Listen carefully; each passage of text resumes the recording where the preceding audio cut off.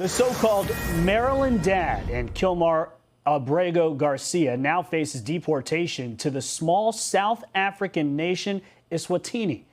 ICE chose it after the alleged MS-13 gang member listed over 20 countries where he said he would fear persecution or torture.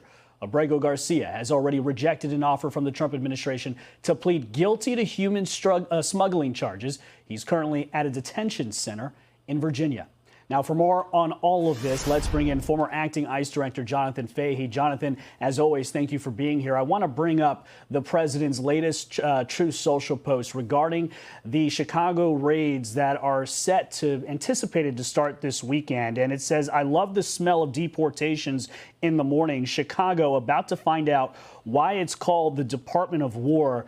Jonathan, the president clearly wants this fight. We know we're going to see ICE raids at some point. That is the anticipation. We think there's going to be protests responding to that, and then potentially the National Guard troops sent into Chicago. I mean, do you see that as how this is going to play out?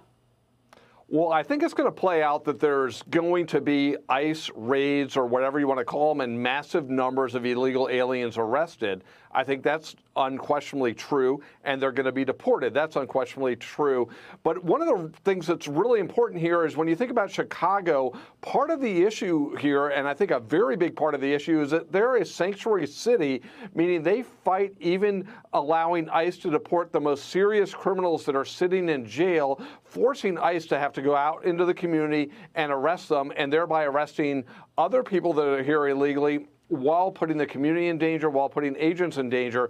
I think that Truth Social post is quite interesting because it's funny that you just see the Democrats immediately overreact to it. But the fact is we are going to do that, and it's his job to do it. President Trump has a responsibility, and so does ICE, to not only arrest but deport illegal aliens. And he's going to do this, and you've seen it from other instances. There is a resolve. And I think, Governor Pritzker, despite all of his rhetoric, may want to dial it down because I don't think they really want the confrontations that they had in L.A., which would force the National Guard to be brought in, because if Chicago, its residents, its politicians are impeding these agents in performing their duties, President Trump has every right and, in fact, a responsibility to keep them safe, and doing so by bringing in the National Guard.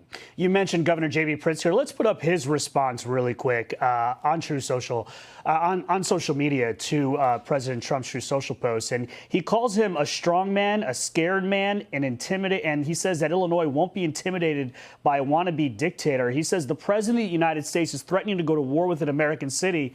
This is not a joke. At the same time, I'm thinking about what's happening in Washington, D.C., where you have the mayor of Washington, D.C. saying thank you for bringing in National Guard troops and for bringing in all of these agencies. They saw an 87% drop in carjackings and double-digit percentage drops in crime there.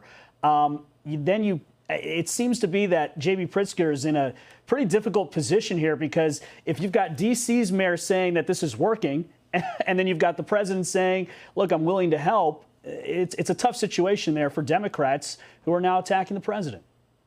Yeah, it is really interesting because you see Muriel Bowser in D.C.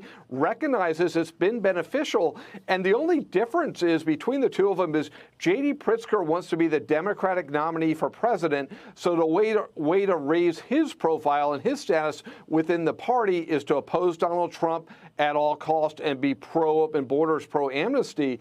But it is interesting. If he just said, hey, let's cooperate, let's get the dangerous criminals out of here, Chicago would be better off, Illinois would be better off, all of us would be better off, but he won't do that. And it's very cynical what he's doing, because he does not recognize, or he will not admit, that Chicago has been shielding serious criminals from being removed from the community. He totally denies that fact. But what he's trying to do is instill fear in the immigrant community and then portray himself as somehow a heroic figure standing up to something that actually isn't going on. The Trump administration is trying to remove illegal aliens and people that are here, illegal aliens that have committed crime and serious crime. almost everyone agrees that's a good thing, but J.D. Pritzker is putting politics ahead of his citizens, and I think Donald Trump is not going to be deterred. And ultimately, Chicago will be better off for this. And just like Washington, D.C., I live here, and it's gotten a lot better. It's noticeably better in 3 weeks, and Chicago will be better off probably in 3 weeks as well. We'll see what happens when it comes to the National Guard. We know that that's moving through the courts. We know a federal judge said that the president should not have used the National